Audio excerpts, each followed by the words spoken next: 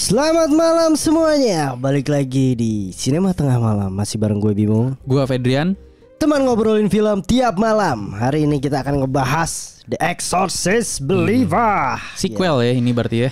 Sebenarnya pas tadi gue baca-baca Fet ya, Heeh. bisa dibilang sequel atau udah yang sequel yang keberapa anjing? Kalau sequel kayaknya kan masih sebutannya yang kedua ya berarti ya. Heeh.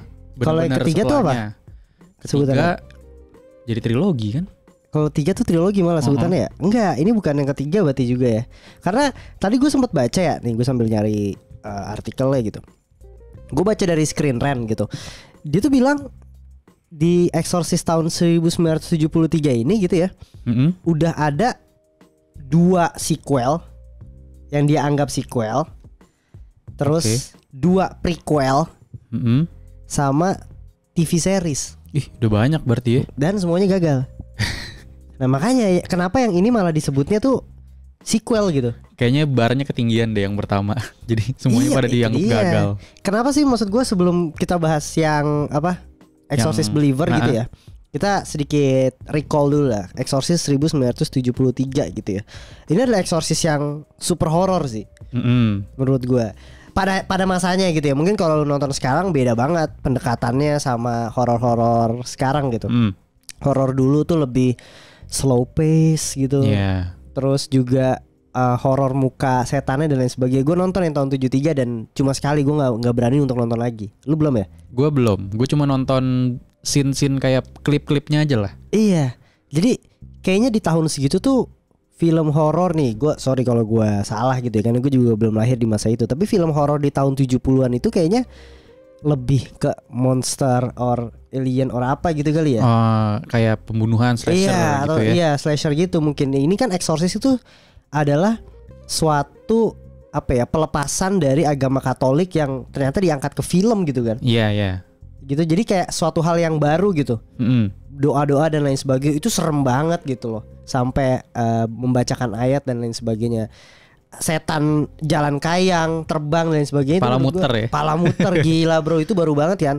Kata-kata anak kecil ngomong kata-kata kotor, ngata-ngatain Romo itu suatu hal yang berani lah menurut gue.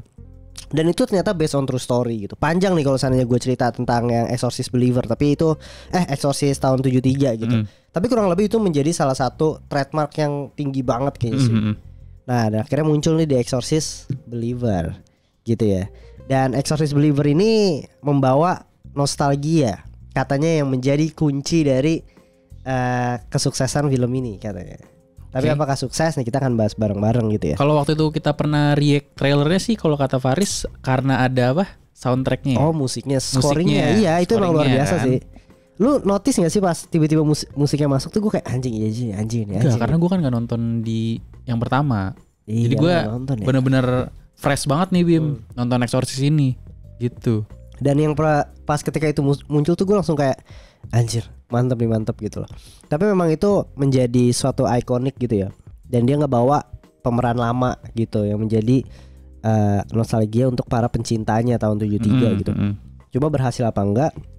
Nah ini sebenarnya yang menjadi apa ya, suatu pertanyaan yang harus kita jawab gitu. Jujur kalau dari gue pribadi gitu ya, sepertinya nostalgia belum bisa menyelamatkan sih. Kalau dari gue berarti kurang menurut lo nih.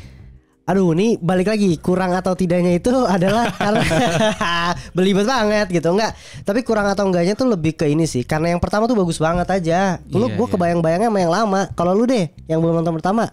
Kalau gue yang belum nonton pertama, gue ngelihat ini sih memang biasa aja sih. Ketika gue keluar dari bioskop, yaudah gue nggak kebayang-bayang gitu. Nggak kayak gue nonton Conjuring gitu ya.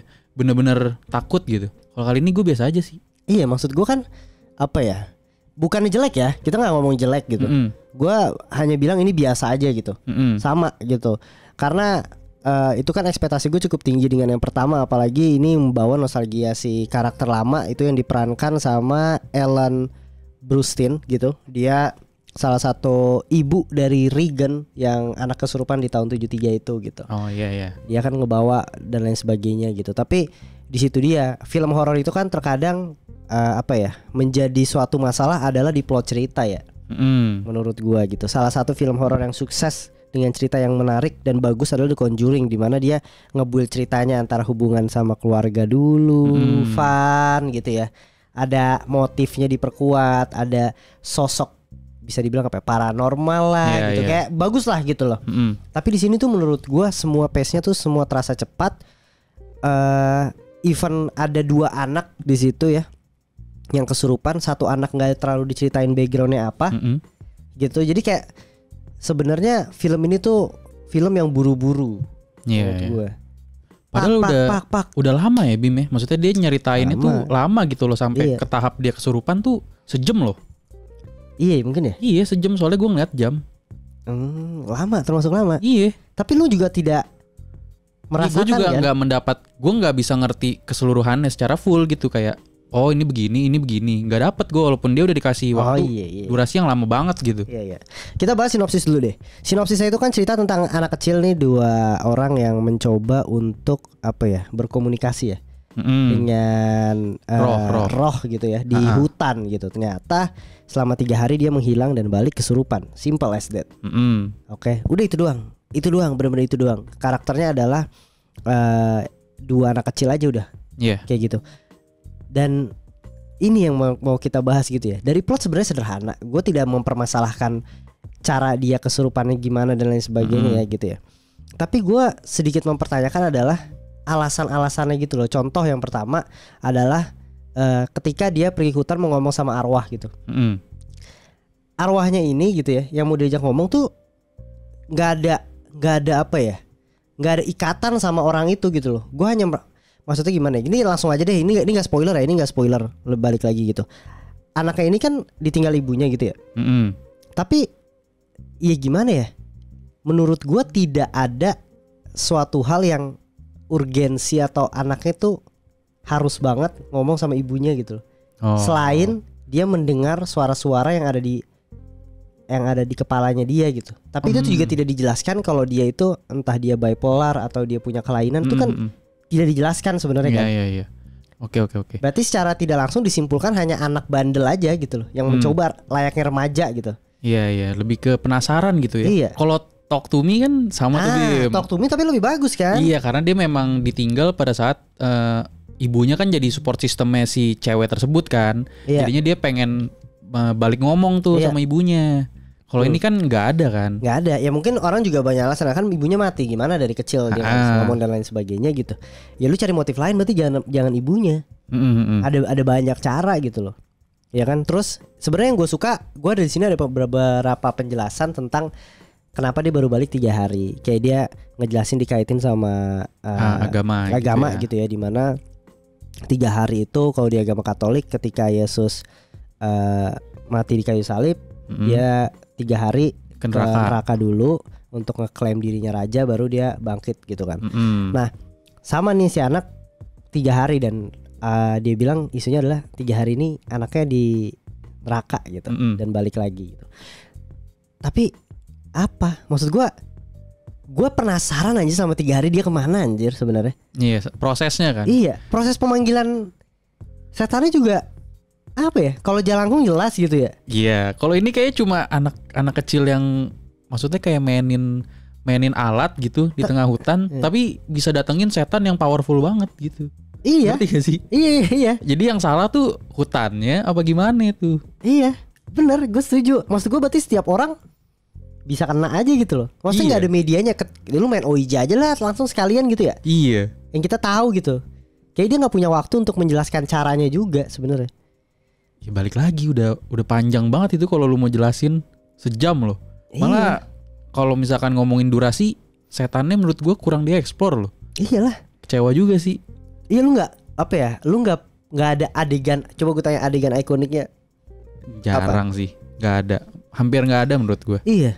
Maksud gue ketika The Exorcist tahun 73 kan lu bener-bener dikasih lihat perubahan kulit pelan-pelannya. Iya, benar. Iya kan? Terus ada dia jalan merangkak melayang, itu kan suatu apa ya? Eksplorasi yang dilakukan untuk dari segi setannya gitu kan. Tapi di sini memang belum ada gitu. Tapi harus gua akuin untuk dari segi make up serem. Iya, materialnya juga padahal udah oke loh, kayak pemeran 2 cewek itu tuh yang kesurupan, actingnya oke menurut gua. Make upnya juga serem. Cuma sedikit banget dikasih lihat gitu. Iya. Gitu. Dan apa ya? Kalau seandainya ngomongin lagi untuk film horor gitu ya, biasanya kan disebut-sebut jump scare gitu. Sebenarnya kalau jump scare gimana? Menurut gue juga jump scare gue lebih kaget sama klakson mobil dan tiba-tiba ya. Iya. Iya ya. Tapi gara-gara kita IMAX anjir. Iya sih ya. Mungkin karena kita IMAX gitu. Tapi maksud gue jump scare-nya juga bisa dibilang karena suatu hal yang bukan karena setan gitu loh. Karena suara. Oh iya. Suaranya menggelegar gitu ya. Iya. Tapi ada tuh Bim yang satu yang emang kita nggak expect tuh yang di dekat lampu tidur. Oh iya. Iya itu juga. Itu kaget sih emang sih. Tapi pintar, tapi itu juga nggak dijelasin itu apa. Iya ya. Apakah itu sosok iblis tidak tahu. Jadi kayak banyak banget hal-hal yang plot hole-nya di sini gitu loh. Iya benar. Gitu. Dan tiba-tiba balik lah si karakter lama nih yang harus kita explore juga gitu loh. Menurut tuh baliknya dia gimana nih? Kan udah bagus ya sebenarnya ya. Umurnya 90 tahun by the way dia. 90 tahun. 90 tahun anjir. Gila, masih mau kayak beraktif. 70 sih. Ya make up dan lain sebagainya. Iya. Tapi emang gimana ya? Kayak konyol aja sih datangnya kayak gitu tiba-tiba ya heroik lah ya. Ya apa dia fungsinya apa dia sebenarnya? Nggak ngasih tahu segala macem gitu datang. Padahal kan dia udah pernah mengalami gitu ya. Maksudnya tuh setan pasti nggak bisa ditengking dengan cara lu gitu. Harus butuh ritual segala macem. Tapi dia kayak gitu tuh konyol sih menurut gue. Membahayakan diri sendiri gitu Bim. Iya caranya dia datang ya. Menurut gue. Cuma menurut gue juga sayang sih perannya dia di sini balik lagi cuma untuk bawa nostalgia. Tapi lu berharapnya apa memang? Emang dia ngapain? Kalau ada dia lu berharapnya ngapain Bim? Jadi judulnya kan juga Exorcist ya. Exorcist Believer gitu ya. Dan menurut gua dengan ngebawa judul Exorcist, ini pandangan gue pribadi ya. Dari segi film ya, mau nggak mau dan harus dilakukan sebenarnya dengan ritual yang sama gitu. Dengan ritual kayak yang di pertama. Yang pertama ya apa namanya pelepasan dari segi Katolik dan lain sebagainya ya gitu ya. Ya karena dari judul juga eksorsis gitu kan identiknya sama hal itu terlepas nanti eksorsisnya berhasil apa enggak gitu ya. Tapi di sini harapan gue dengan adanya karakter lama adalah memberitahu caranya gitu. Let's say pendetanya atau pastornya itu tidak bisa, tapi sosok inilah yang memberitahu iblis ini tuh nggak bisa lu cara kayak gini misalnya. Kayak gitu. Seru juga sih tuh kalau misalkan dia ngasih tahu cara yang nggak bisa, terus iblisnya udah antisipasi ya. Iya. Jadi saling adu tuh cuy. Iya bro. Jadi maksud gue kayak gitu. Jadi si sosok ini yang memberitahu, tapi ternyata sosok ini datang secara di luar ekspektasi gue yang fungsinya tidak begitu fungsional, yang malah dia menjadi gojo anjir. Iya. Padahal maksudnya dia kan udah tahu ya berbahaya banget gitu ya. Tapi malah ya begitulah, kalian nanti nonton pasti kayak lah. Iya. Dan akhirnya juga di sini terjawab gitu ya. Maksudnya kayak sosok Regan di film tahun 73 di sini akan diceritakan juga di reveal lah. Maksud gue akhir dari kisahnya si Regan gitu. Oke. Bukan cuma cukup tuh. Iya, cukup disayangkannya adalah si karakter ibunya Regan ini berakhir seperti itu di di yang terbaru ini gitu. Ya kan. Dan kalau seandainya terakhir kita ngomongin tentang sebelum terakhir deh karakternya sosok juga ya sebenarnya. Biasa aja sih, nggak ada yang ini banget ya kayaknya. Cuma bapaknya aja sih menurut gue yang cukup oke dan paling oke sih bapaknya. Ada perubahan karakternya ya. Karakternya ada perubahan, backgroundnya kuat, tapi sisanya menurut gue, aduh, lu kalau seandainya nggak bisa untuk develop dua orang kesurupan, satu aja deh. Gitu. Bener. Jadi sia-sia sih. Sia-sia kasihan gitu loh. Walaupun gue tahu, lu terakhirnya di trailer juga ada sih, lu disuruh milih gitu loh, mau A atau B yang hidup gitu. Itu tujuannya kan di sana gitu. Nah ngomongin pelepasannya berarti di eksorsisnya sendiri gitu, di ending gitu loh. Menurut gua gimana? Kenapa gua bandingin sama Conjuring? Karena menurut gua nggak ada serem-seremnya sih di akhir sih. Emang maksudnya lebih seremnya tuh bukannya karena gua tegang apakah ini bakal berhasil atau enggak gitu Bim. Gua takut memang cuma karena hantunya nih. Tapi kayak nggak seserem Conjuring gitu. Gila kalau pas Conjuring tuh tegang banget cuy. Parah. Kayak gue gak tahu nih move apalagi nih dari setannya nih. Gila. Sampai bangku melayang segala macem. Parah sih. Kalau ini biasa aja. Mungkin jadi tantangan juga untuk para director untuk dari film horor, Fat, karena kan memang apa ya, untuk film horor pelepasan eksorsis kan akan gitu-gitu aja, Fat, paling bangku melayang, terbang dan sebagainya, itu kan udah hal yang biasa sebenarnya kan. Gitu. Tapi di sini kayaknya mau mencoba beda gitu ya, itu berkolaborasi dengan lintas agama serta lintas budaya. Yang menurut gue jadinya lucu gitu ya. Iya sih. Sebenarnya ada satu yang bagus. Menurut gue satu karakter yang bagus adalah karakter dari susternya. Oh, tapi iya. sayang untuk eksekusinya kurang sebaik itu gitu. Tidak konsisten. Iya. Dia oke sih. Munculnya kita kirain kan bakal nyebelin gitu ya. Iya. Ternyata dia malah bagus kan. Maksudnya dia punya background yang tadinya dia mau jadi biarawati dan lain sebagainya. Terakhir dia punya peran yang dia bilang, gue tahu Tuhan nugasin gue untuk apa. Itu udah bagus banget, anjir. Gue bilang mantap. Anjir, tapi dipatahin juga di terakhirnya gitu. Dipatahin dengan cara film ini cuma memberitahu kalau iblis ini tidak bisa diusir dengan agama. That's it gitu doang. Jadi dengan kepercayaan dia terhadap Tuhan itu tidak bisa.